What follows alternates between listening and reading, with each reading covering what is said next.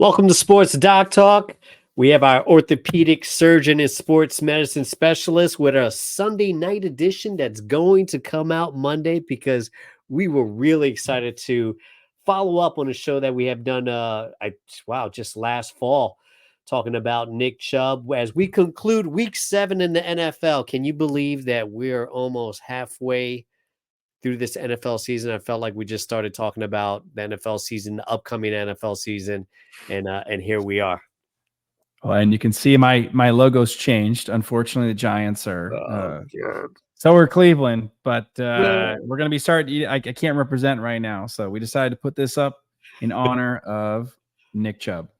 So this is the new sports doc talk for the next year. We're going to keep trying to do logos. You're going to guess my logo is coming up for each show. Oh, maybe we should do that, right? What's the logo of the next show? Geez.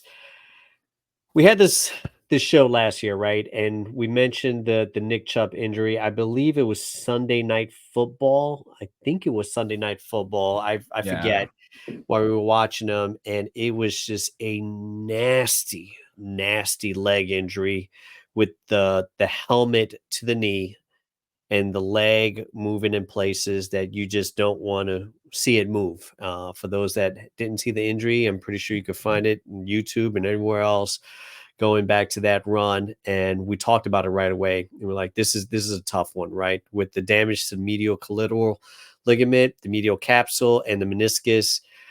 Before we update where he's at today, let's go back to that, that injury and kind of recap what that injury entails. Yeah, so I remember when we were talking about when the first show happened, it was just so nasty. And actually, I would tell you that this is lucky compared to what I thought it was, just because it looked like a full knee dislocation. So he tore the MCL, which commonly happens with these ACLs. But as we remember, he had an ACL done already. Mm-hmm. This is now a second surgery. Go back to college. Yep. Yes, exactly. And so it's never the same, right? It's not like a fresh situation we're going into. So this is not a guy that tore his ACL for the first time. Yeah. It was the second ACL tear. This is an MCL tear. And what was not mentioned is the bone grafting, right? So he supposedly had some bone grafting done because the tunnels were not perfect. Like we had talked about this, he might need that. And then it turns out he ended up needing that. So he got his September surgery. He got his MCL fixed. He got his meniscus fixed. And that's what they did to obviously help out with some of the trauma, right? Because all the surgery at once might be traumatic. He got some bone grafting, and then basically September, October, November, 3 months, as soon as they could do it, they did the second surgery. They talked about using some smaller scopes to try to help with inflammation, and they gave him a new ACL. And they used some special screw options to try to help integrate the bone. And we can talk about the future of those at some point and maybe in a future show. Who knows? We don't want to hint too much on upcoming guests. But they use some biocomposite screws. So these are screws that turn into bone. And so the idea is that just leave no trace, right? Everything will be natural when he's done and hopefully give him the best option to recover. And also it fills any of those old tunnels of graft. So pretty bad injury, revision ACL, new MCL, our new MCL repair and meniscus repair. I mean, this is not ideal, but we have seen players come back from this. But 390 something days after the injury, we can pull that up. That's pretty impressive. And I mean, 11 carries, a touchdown, and 22 yards. Not too shabby for an NFL player, especially coming back from an injury this level. We're going to see this. We've talked about this, Will, with our other players that have gotten injured. The first day, the first week, the first month, it's not the same, right? It takes them a while to get back. And we've seen the return to sport data for different players. And running backs are not ideal, right? Quarterback's different, which is Dan Jones, which we can't really talk about too much anymore now. But for him, this is impressive that he's back out there doing what he loves to do. And big shout out to Dr. James Vuz, who is the team doctor for Cleveland, and one of my friends also, Jacob Kelsey, who probably was assisting or some part of that surgery as well. So, I know these guys, they're really good surgeons, and just to be able to get a guy back like this is awesome. And again, it's a team, right? We've talked about this way too many times. We'll have something coming up soon, maybe about Lonzo Ball, something about the recovery for other athletes. It's everything. Right? Everything matters. It's not the surgery is incredibly important. The techniques you use are incredibly important, but it's setting expectations. It's telling Nick Chubb 150 times that you're not going to go out there and run 200 yards and plow through everybody your first game. It's just not going to happen.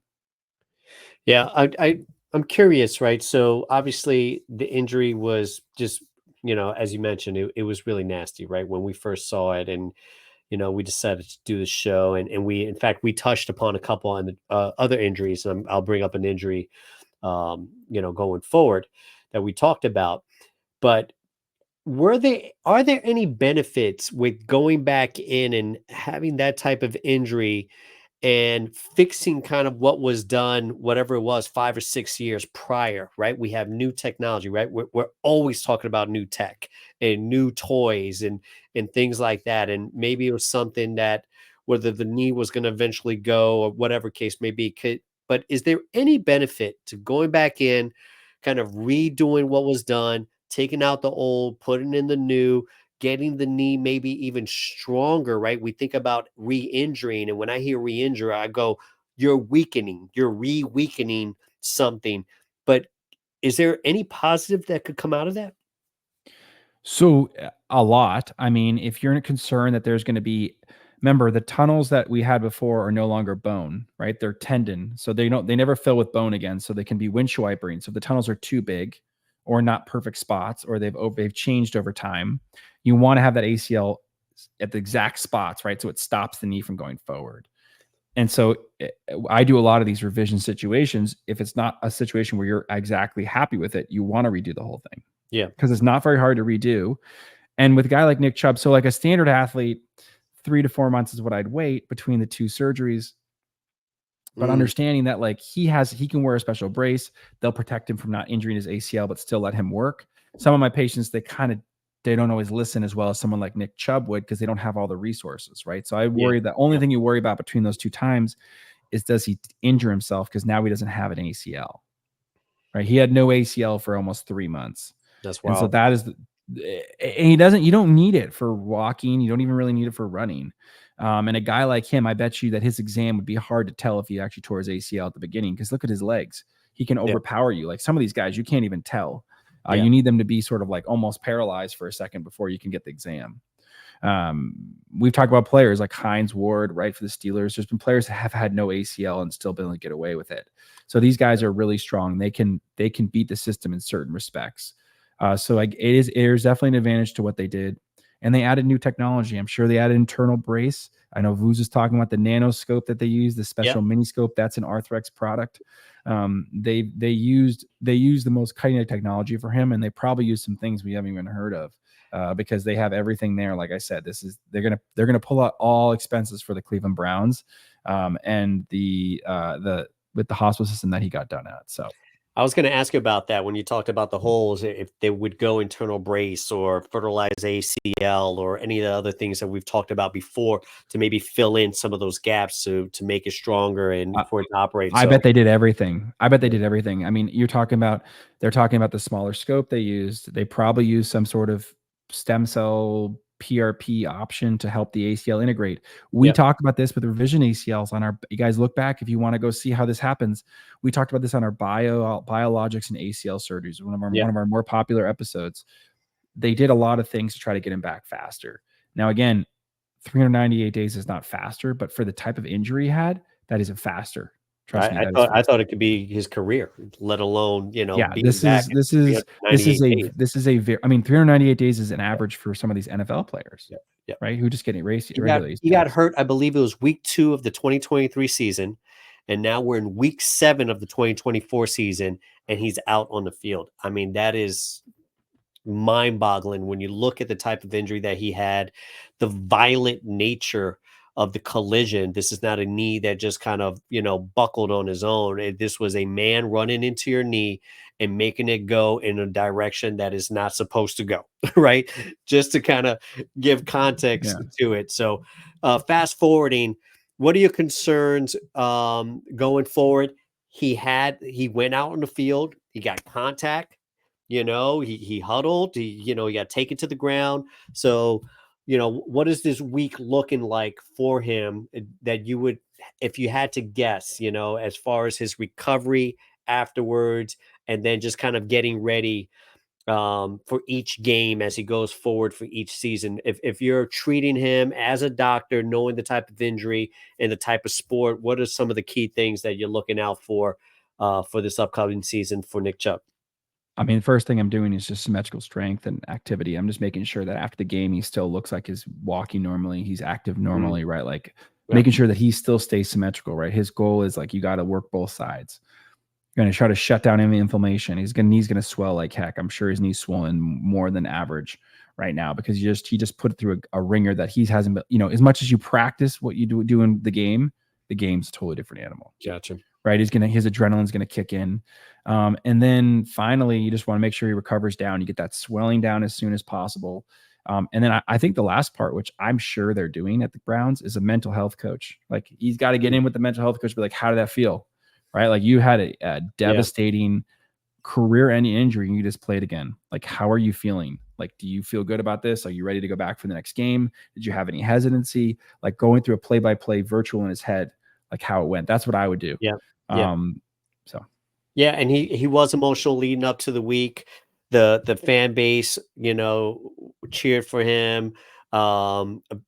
His teammates came up to him afterwards when he scored and, gave him that, the pat on the butt and everything else. So I'm pretty sure, and I love that you brought that up, right? The mental aspect, because it looked like the teammates rallying around wasn't rallying around because of the injury, was rallying around with the person saying, okay, you did it, and him having kind of that expression of gratitude and maybe some relief. So it's really, I'm really glad that you brought that up. His teammate, unfortunately, Deshaun Watson, and this is why I kind of go back to our original show, because we talked about his shoulder displaced fracture in the glenoid, and I don't know, I'm out of my depths over here with some of these wording you're here. doing great. You're doing So great. we talked about the severity of that injury. I looked at the replay today, and we're doing a show on Sunday night. Um, and it looked like his Achilles popped. It's exactly what you want. You have the close up on the Achilles. Yeah. He steps to go forward, and you see the muscle go like brr, and he hits the ground. So looks like back-to-back seasons for Deshaun Watson for him being out. So it's just Not rough for good. the Cleveland Browns, not good for the quarterback and of their team, but great news for Nick Chubb being back on the field and resuming a career where last year I wouldn't have been surprised if you said, "Yeah, he's done." That knee is just not going to cooperate on the level of being an NFL player. He can walk again, he'll do this, but to perform at that level and squat 600 pounds and run over 300-pound linemen, them days are over. So it's a great story. Any last thoughts before we wrap it up? Yeah, I mean, thanks, listeners. This obviously was kind of an important injury to talk about, just because it was so devastating. We had the previous episode and do some follow up on this. So hopefully they enjoyed this, learned a little bit more, and awesome job. Congratulations, Nick Chubb, for getting back. And we may have some more update injuries coming up soon. So thanks for listening. Take care, guys. Bye bye.